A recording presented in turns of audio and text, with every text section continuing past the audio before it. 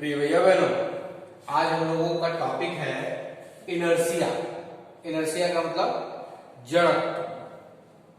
आज इसी के बारे में हम लोग चर्चा करेंगे और ये बहुत ही इम्पोर्टेंट टॉपिक है जनरल लाइफ के लिए भी, चीजों को समझने के लिए भी और फिजिक्स के अकॉर्डिंग भी ये बहुत इम्पोर्टेंट है। इससे बहुत सारे क्वेश्चन पूछे जाते हैं, इसके लॉस पूछे जाते हैं, इसके नियम पूछे जाते हैं, इस पे बेस्ड क्वेश्चन भी पूछे जाते हैं।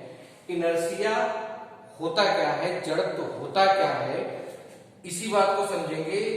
जड़त्व का जैसे शाब्दिक अर्थ लिया जाए तो जड़ता, जड़ता मतलब जड़, जड़ का मतलब रूट, रूट का मतलब जैसे किसी पेड़ की जो जड़ें होती हैं उससे, जड़ का मतलब एक स्थायित्व, सीधी सी भाषा में कहें कि स्थायित्व, यानी किसी भी वस्तु का, किसी भी पिंड का, किसी भी ऑब्जेक्ट का एक ही स्थान पर या जिस स्थिति में वो है उसी स्थिति में बने रहने की प्रवृत्ति ही जड़त्व कहलाता है, जड़ता कहलाता है, इनर्शिया कहलाता है। एग्जाम्पल के माध्यम से इसको समझेंगे। जैसे सपोज करते हैं कि कोई मेज की सरफेस है और इस पे कोई ऑब्जेक्ट रखा हुआ है, कोई बॉक्स रखा हुआ है, कोई बुक रखी हुई है ऐसे, और ये बुक पे कोई एक्सटर्नल फोर्स नहीं लग रहा है, कहीं से कोई फोर्स नहीं लग रहा है, और ये बुक अगर ये देखा जाए कि ये बुक यहाँ जो भी ऑब्जेक्ट है, कंटेनर है या डिब्बा है, तो इसी मेज पर ये आजीवन, सतत, निरंतर, अनिश्चित समय तक ये इसी बुक पर ऐसे बनी है। यानी अगर आप किसी कमरे में ऐसे मेज पर ऐसे बुक रख के चले जाए और आफ्टर कुछ दिन बाद, कुछ साल बाद आए, तो आप देखेंगे वो बुक उसी स्थान पर वहीं पर बनी रहेगी, उसके स्थिति में 1 इंच या 1 सेंटीमीटर का भी फर्क नहीं आएगा। ये कहने का मतलब क्या है कि किसी भी वस्तु का, किसी भी पिंड का, किसी भी ऑब्जेक्ट का जिस अवस्था में है, जिस स्थिति में है, उसी स्थिति में बने रहने की प्रवृत्ति क्या कहलाती है? इनर्शिया।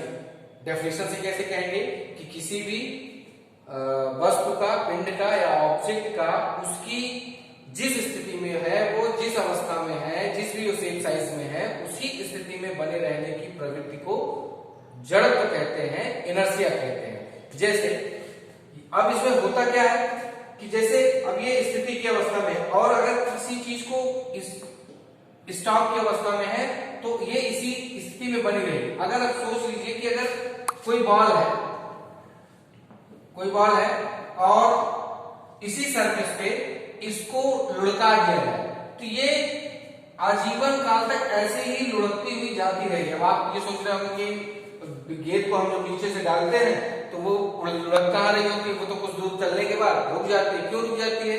क्योंकि एक यहाँ पे फोर्स लगता है, घर्षण बल, जिसको आप फ्रिक्शन फोर्स कहते हैं।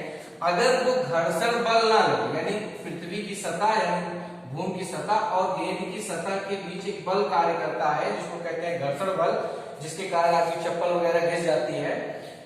अगर वो बल ना काम करे तो ये गेंद भी अनियमित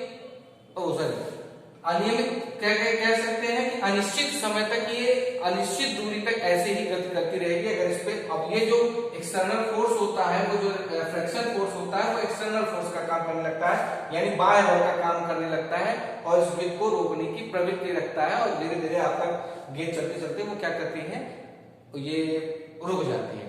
तो कहने का मतलब ये जो जड़त्व है ये दोनों स्थितियों में होता है। अब इसी बात को समझेंगे, इनर्शिया ऑफ रेस्ट और इनर्शिया ऑफ मोशन, यानी जड़त्व का जो गुण होता है वो दोनों स्थितियों में होता है। कोई वस्तु गति कर रही होती है तो भी उसमें वो इनर्शिया का गुण होता है, जड़त्व का गुण होता है, और अगर कोई वस्तु रेस्ट पोजीशन में है तो उसके साथ भी इनर्शिया का गुण होता है, जड़त्व का गुण होता है। अब इसी बात को इसके हिसाब से कहेंगे कि कोई भी वस्तु चाहे वो गतिज अवस्था में हो या स्थितिज की अवस्था में हो, वो आजीवन उसी अवस्था में बनी रहेगी, बनी रहना चाहेगी जब तक उस पर कोई बाह्य बल ना लगाया जाए। अगर कोई बाह्य बल ना लगाया जाए, एक्सटर्नल फोर्स ना लगाया जाए, तो वो उसी स्थिति में बनी रहती है। और मेन चीज क्या है, और किसी वस्तु का उसकी उसी स्थिति में बने रहने का मूल कारण होता है द्रव्यमान।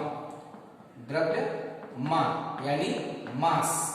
कभी कभी मास ही क्या होता है कि उसका जड़त्व होता है, यानी किसी ये वस्तु जितनी भारी होगी इसका द्रव्यमान जितना ज्यादा होगा उसका इनर्शिया यानी उसकी जड़त्व, उसकी स्थिति उतनी ही अधिक होती है। इसीलिए कभी कभी कहा जाता है इनर्शिया जो होता है वो जड़त्व जो होता है वो डायरेक्टली प्रोपोर्शनल होता है द्रव्यमान का, यानी जितना ज्यादा द्रव्यमान उतना ज्यादा जड़त्व, जितना कम द्रव्यमान उतना ज्यादा, जितना कम द्रव्यमान उतना कम जड़त्व। तो दोनों एक दूसरे के अनुक्रमानुपाती, यानी एक बढ़ेगा तो दूसरे का मान ऑटोमेटिकली ही बढ़ता जाएगा, इसीलिए दोनों को एक दूसरे का अनुक्रमानुपाती कहा जाता है। डेफिनेशन क्या हुई इनर्शिया का कि किसी भी वस्तु का उसकी स्थिति में बने रहना ही जड़त्व कहलाता है। जड़त्व दो तरीके से कैटेगराइज किया जा सकता है, अलग अलग पढ़ा जा सकता है। पहला गतिज जड़त्व, दूसरा स्थिति जड़त्व। किसी वस्तु में उसके गति के कारण जो जड़त्व उत्पन्न होता है वो गतिज जड़त्व होता है, और किसी वस्तु में उसकी स्थिति के कारण जो जड़त्व उत्पन्न होता है वह स्थित जड़त्व होता है। अब इसी बात को और दूसरी बात ये कहा जा सकता है कि कोई भी वस्तु आजीवन काल तक वो उसी अवस्था में बनी रहना चाहती है जिस अवस्था में वो है। यानी अब इसका बेस्ट एग्जांपल क्या है समझिए। कभी कभी आप बाइक से या फिर बस से या रेलगाड़ी से किसी से भी अगर आप यात्रा कर रहे होते हैं तो क्या कर रहे होते हैं, अगर आप देखते हैं कि गाड़ी का एक्सीलरेटर एकाएक आगे तेज किया जाता है तो आप पीछे की तरफ झुक जाते हैं, और अगर गाड़ी पे ब्रेक ली जाती है तो आगे की तरफ झुक जाते हैं। क्यों, ऐसा क्यों होता है? जब आप गाड़ी पे बैठते हैं तो आप स्थितिज की अवस्था में होते हैं, यानी साम्य अवस्था में होते हैं। साम्य अवस्था का मतलब अभी आपकी बॉडी में कोई मूव नहीं होता, लेकिन एकाएक गाड़ी जैसे आगे बढ़ती है तो गाड़ी तो बढ़ जाती है, लेकिन हमारी स्थिति क्या हमारी शरीर क्या चाहती है कि अभी हम जिस स्थिति में है उसी स्थिति में बने रहे, और उस स्थिति में बने रहने के लिए हमारी शरीर क्या होती है, क्योंकि जो पार्ट हमारा गाड़ी से टच होता है वो आगे चला जाता है, और जो पार्ट हमारा गाड़ी से नहीं टच होता है वो पीछे की तरफ झुक जाता है। इसलिए गाड़ी जैसे आगे जाती है हम पीछे की तरफ झुक जाते हैं, और जब हम गतिज की अवस्था में हो जाते हैं और ब्रेक ली जाती है, गाड़ी रोकी जाती है, तो क्या होता है जो बॉडी का जो भी पार्ट हमारा टच रहता है वो गाड़ी के साथ रुक जाता है और आगे का पार्ट आगे की तरफ झुक जाता है। कभी कभी कंबल झटकने का भी एक बेस्ट एग्जांपल होता है। कंबल से धूल डंडे से पीट के क्या करते हैं, झाड़ते हैं। कैसे झाड़ते हैं, क्यों झाड़ते हैं, कैसे उसमें धूल अलग हो जाती है और कंबल अलग, तो क्या करते हैं, जैसे कंबल है, कंबल से क्या करते हैं, डंडे से पीटते हैं। तो जैसे डंडे से पीटते हैं तो कंबल क्या होगा, अपनी जगह पे से पीछे बहुत तेजी से पीछे हट जाता है, और जैसे पीछे हटता है और धूल जो होता है कंबल की उसी स्थिति पे उसी पे रहना चाहता है, तो इससे क्या होता है वो दोनों अलग हो जाते हैं। तो ये भी एग्जाम्पल है, इसके बहुत सारे एग्जाम्पल हैं। ये इनर्शिया यानी कोई भी वस्तु, इसको प्रूव किया था गैलीलियो ने। गैलीलियो ने प्रूव कैसे किया था कि उन्होंने एक इस तरीके से कांच का पथ बनाया और उसपे जो है एक पथ इस तरीके से बनाए इसपे कोई घर्षण ना हो, एकदम चिकना था, घर्षण शून्य, और ग्रेविटी यानी जी गुरुत्वाकर्षण जो पृथ्वी अपने जिस बल से अपनी तरफ को खींचती है उसको भी उन्होंने शून्य ऐसे लैब क्रिएट किया, जहां पर उन्होंने ये भी शून्य कर दिया, और फ्रिक्शन फोर्स जो होता है वो भी जीरो कर दिया। यानी अब ये दोनों तरीके का जो एक्सटर्नल फोर्स था वो नहीं लग रहा था, तो उन्होंने क्या किया कि यहाँ पे एक मार्बल रखी, मार्बल यानी कांच की गोली रखी, और कांच की गोली को यहाँ से लुढ़का दिया। लुढ़काने के पश्चात वो गोली निरंतर यहाँ जाती और यहाँ के बाद पुनः आती, तो और ये स्थिति हमेशा बनती रही। मतलब कभी उसका ये जो है अगर सामान्य स्थिति में रखा जाए तो कभी एक बार पहली बार यहाँ तक जाएगी, दूसरी बार कांच की गोली यहाँ से लौट आएगी, तीसरी बार एक ऐसा समय आएगा वो यहाँ पे आके स्टेबल हो जाएगी। लेकिन जब इन दोनों फोर्स को हम जीरो कर देंगे, ना कोई फ्रिक्शन होगा ना कोई ग्रेविटी होगी, तो क्योंकि कोई एक्सटर्नल फोर्स लगेगा नहीं और ये गर्त की अवस्था में रहेगी, तो आजीवन काल तक वो क्या करती रहेगी, गर्त की अवस्था में बनी रहेगी। इसी से उन्होंने इस चीज को प्रूव किया कि कोई भी वस्तु हो, चाहे वो गतिज की अवस्था में हो चाहे स्थितिज की अवस्था में हो, वो जिस अवस्था में है उसी अवस्था में बनी रहना चाहती है।